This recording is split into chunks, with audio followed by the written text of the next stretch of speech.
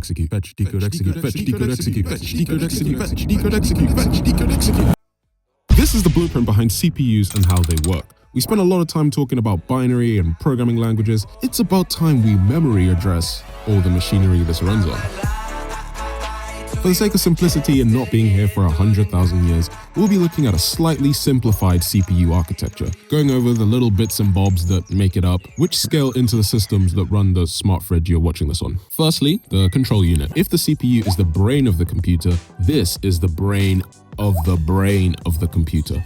It manages all the operations happening in the CPU by sending different signals to different registers, like telling the ALU what operation to perform or loading data from memory. Oh, but what's the ALU? Good question. ALU, aka Arithmetic Logic Unit. This is where all the number crunching happens. Additions, subtractions, ands, ors. If it's an expression, whether mathematical or Boolean, this is your man. The next bunch of components are called registers. Your super fast memory, really close to the CPU. Random access memory, aka RAM, is super fast memory, literally centimeters away from the CPU. Okay, it's even closer than that and even faster, as they're actually part of the CPU. These registers store data and allow the CPU to bypass the RAM, which compared to registers is not even a competition. Program counter stores the memory address location of the next instruction to be fetched and executed. It's incremented every FDE cycle because every cycle there's a new instruction to fetch. When the ALU finishes up some super complex maths like 0.1 plus 0.2, which computers actually struggle with, but of course you already knew that because I covered it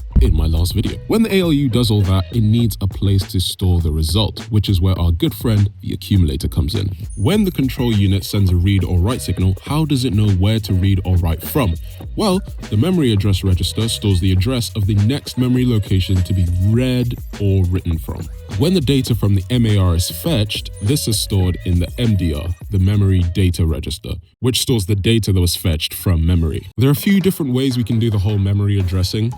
First is immediate, which means we'd be using the exact value. For example, store 5 would store the actual integer value 5. Direct addressing, which would store whatever was in memory location 5. So in this case, store 5 might return 1 because this is the value stored in address 5. And indirect addressing, which is really just another memory hopping step where store 5 actually stores the value in the address location stored in 5. For example, in this case, store 5 would return 3. Believe it or not, but the final components are buses.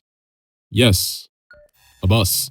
The control signals, data, and addresses all have to get around the CPU, so they do this using their respective buses. The control bus, the address bus, and the data bus. Okay, back to registers. Next up, the current instruction register. This bad boy is pretty self-explanatory. It stores the instruction currently being decoded and executed, which are the final two steps of the FDE cycle.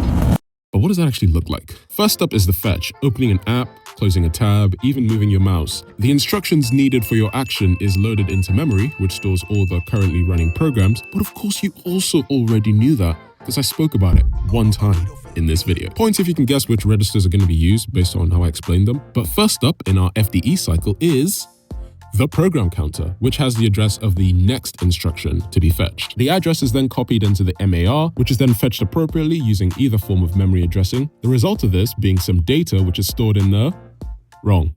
It's the MDR, the memory data register. All right, come on, lock in. Now this instruction is current, the current instruction. So yes, it gets copied into the current instruction register. And finally, our program counter is incremented to the next instruction to be fetched. This is done at this stage because now we can make use of pipelining, which allows the fetching registers to always be fetching, while the decoders decode and the executors execute. Pretty neat stuff. Only downside to this is if your program has a lot of branching, like for example, if statements, it's never entirely sure which block of code or which instruction to actually fetch next. So usually when it picks wrong, it goes through a process of flushing the pipeline, which is just getting rid of all the stuff that it's fetched, decoded, and executed that we don't actually need. Probably wouldn't have executed it, but no. Decoding. The big boss control unit steps in. It looks at the current instruction register and determines what kind of operation needs to be performed. This is done using operands and opcodes, which would store an action. I mean, that's not really the right word. action, which would store like a thing you need to do, like for example, adding, subtracting, moving, something like that. If any additional data is needed, the control signals get to work by making sure everything is fetched for this appropriate operation. And finally, the E in FDE, execution, baby. The ALU does all the maths and crunches the Boolean algebra, and whatever the answer is just stored in the accumulator for later use. Rinse and repeat for only 2.5 billion times a second, and you have yourself a computer. Something as simple as even a while loop or even multiplication would be multiple FDE cycles. Really makes you think back to the early comp-sci days, before it was even comp-sci, back when it was just like maths and engineering. The intimate level of knowledge that was required to make anything, let alone anything actually interesting to non-computer scientists. Now I can just make a video on FDE cycles on software that syncs my notes to anywhere on the globe, and more computing power that was used to put man on the moon, upload it to a mega corporation's mega computer, and it could get beamed across oceans to someone in Venezuela. So pretty awesome if you ask me. Anyways, thanks for watching. Bye.